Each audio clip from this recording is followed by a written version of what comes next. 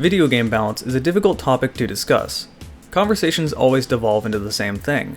One person states something is overpowered, and another person states that you just need to learn the counter and get good. The first person is usually speaking out of frustration from dying from the same tactic or gun over and over again, whereas the second person isn't looking at having a meaningful conversation, all they're doing is name-calling and dismissing an opinion from a player that they think has less knowledge than they do. Yesterday I posted a video called Nerf the Automatico.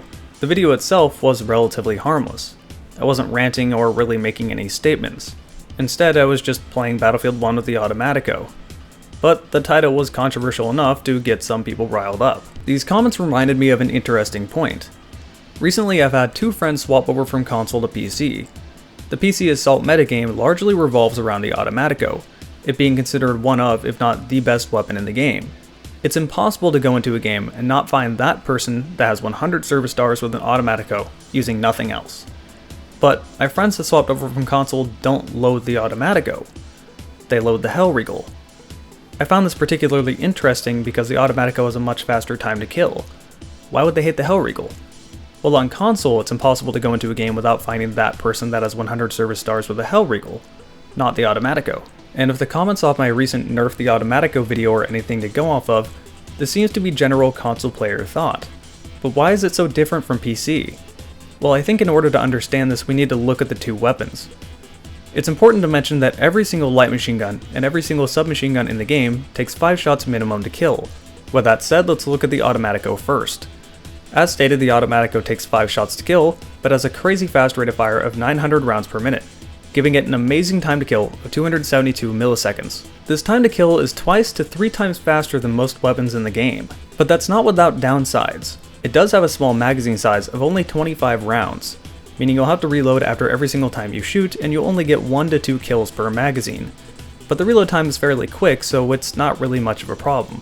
It's very easy to simply duck, reload, and then pop out for another kill. With that said, it does have the most recoil out of any SMG in the game, but the Storm variant is still easy to control. The important thing to take away here is that it has a lot of recoil, a small magazine size, but an amazing time to kill, and a fast rate of fire. The next fastest rate of fire in the entire game is in fact the Regal, at 650 rounds per minute.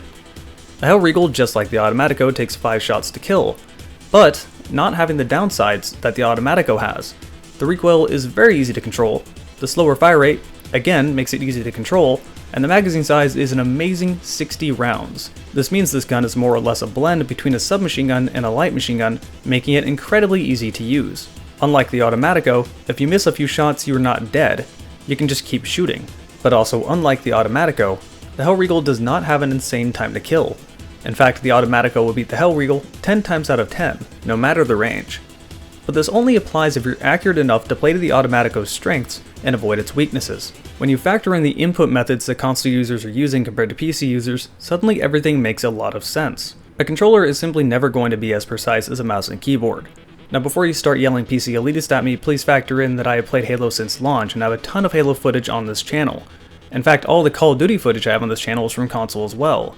So I'm not just some PC elitist spouting PC elitist nonsense. There's a reason why controllers need aim assist, but a mouse does not.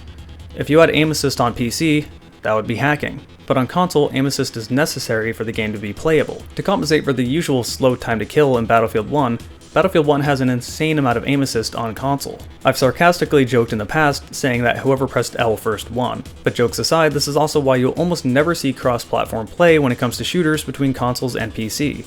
It's not fair to the controller user to have to go against someone using a mouse. A mouse becomes point and click, whereas a controller is simply much harder to use. As a result, PC users tend to want to choose weapons and stats that are high skill, high reward, whereas console users generally want something that has more leeway.